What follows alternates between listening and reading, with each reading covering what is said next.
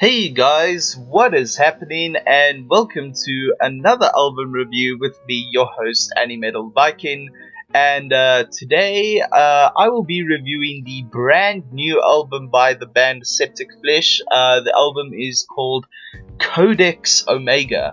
Now, let's start this off with being transparent. So basically, this is my very first time listening to this band. I was aware of this band prior to listening to this. I've always been aware of them, but I've never actually bothered to check them out. And it was, only after discovering the band Flesh God Apocalypse that I was really pushed and suggested to check these guys out. So of course I did, and which is what led me to this. So let's get started. Okay, so like I said, it's my first time listening to this band. I know absolutely nothing about them other than the fact that they are a symphonic death metal band from Greece. So please forgive my ignorance when it comes to this review, when it comes to certain elements of the album. I'm pretty sure they might have some better material in their discography, or this might be their best stuff yet. I have no idea, so forgive my ignorance in any way or aspect when it comes to this review.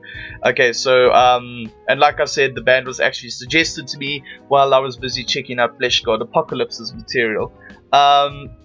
So basically, based on a bit of research I did, the band's lyrics generally revolve around themes such as fantasy, mythology, the occult, and obviously the works of horror author H.P. Lovecraft, which is always awesome. H.P. Lovecraft songs are always fucking dope.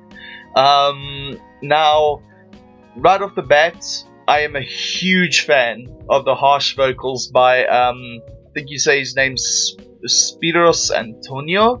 I think that's how you said. I hope I'm not butchering that. Who is also the bassist for the band. His vocals sound like a really awesome blend between that of Nergal of Behemoth and Peter Wicks. I'm not even gonna try and pronounce his last name. Peter of Vader, the vocalist of Vader.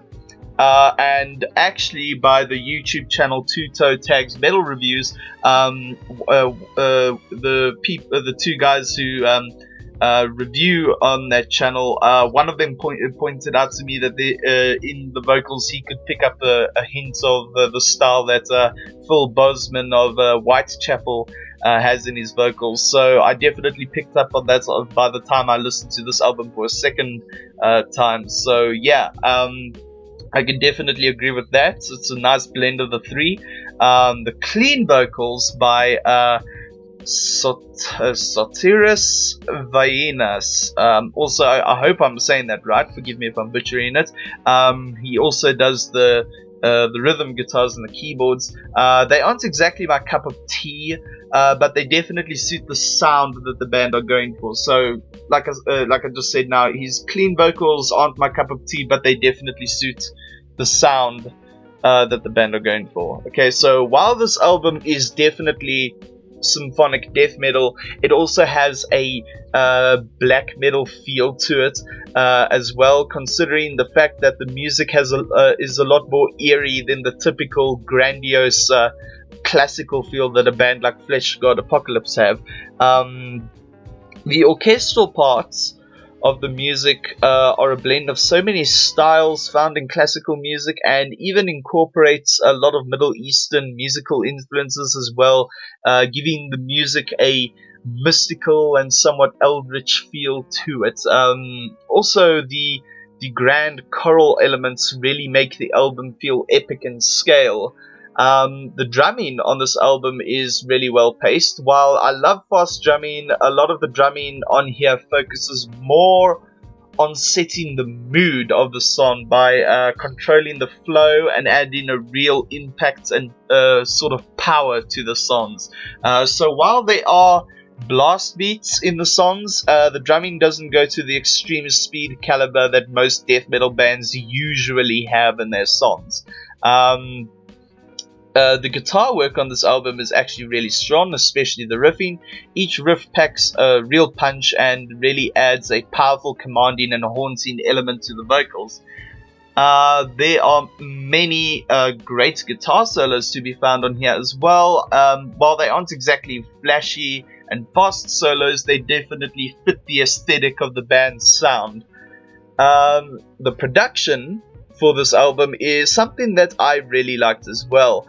Before listening to this album in full, I compared a few of their older songs, like a handful of their older songs, to this album, and I really love how everything sounds on this album. The drums are at a perfect and audible pitch, without sounding like he's hitting tin, pot pans or something, like some of the older stuff you'd had, or some other bands like to do on certain albums. The distortion of the guitars reminded me a lot of a blend of a Monomath and Gojira's style on certain albums of theirs, obviously, and the orchestral parts were never drowned out by the other instruments, while at the same time not doing so to the main instruments either.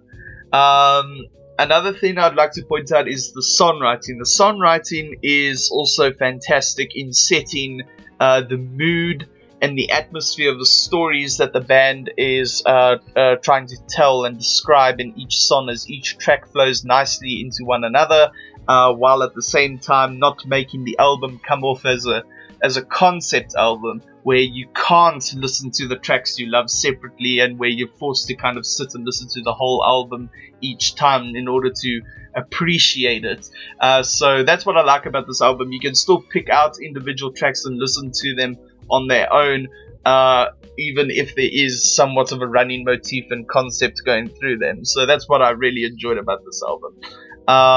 If there's one criticism that I have of the album, it's that after a while the songs do tend to start sounding similar due to the lack of interludes or songs with a change in speed. Like, most of the songs kind of keep the same tempo. You don't have, like, say 3 mid-paced songs and maybe one that's ultra slow or one that is ultra fast, or you don't have this thing where they can keep the same tempo but have interlude purely instrumental tracks or orchestral tracks or something like that. They don't tend to do that. But otherwise, I can't really complain about anything with regards to this album. This album is a must listen if you're a fan of any of the symphonic metal genres. I would recommend this album to anyone who is a fan of Flesh God Apocalypse, Dimmu Borgir, Karach Angren, and yes, even Winds of Plague. The good material by Winds of Plague. Also, if you're a fan of Vedon Behemoth, I'd also say check this out as well. And maybe if you're a fan of some of the more industrial styles of metal, this might be up your alley as well. And so with that all being said, I'd have to give this album an overall rating of 8.5 out of 10. It is definitely one of the best releases to come out this year, and it will probably be considered in my top 10 metal albums of 2017 video that I'll be working on at the end of the year. So this will definitely go up for consideration, along with the likes of the new Arch Enemy album and a couple others that have been released this year.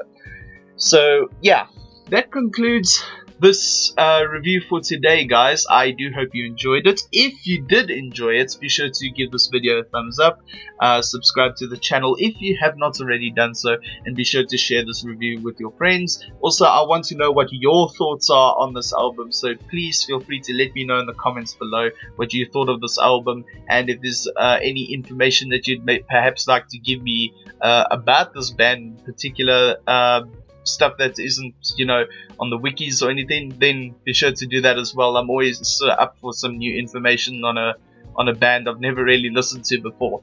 Also, guys, don't forget to follow me on social media. You can find me on Facebook, Twitter, and my anime list. I have a VidMe now as well, in case something goes wrong with my YouTube channel because of YouTube's nonsense, and you can find my videos backed up over there. be sure to subscribe to my subreddit, where if you want to have a bit more in-depth discussions about my videos without the trolling of the YouTube comments, then you're more than welcome to do so over there. And also don't forget to check out my Patreon page. It will really help in keeping both channels going, and there are a lot of cool and awesome reward tiers over there that you can check out. So any kind of support is much appreciated. And yeah, that concludes this review for today, guys. So I do hope you enjoyed it, and until the next album review, as always, take care of yourselves and have a kick-ass day.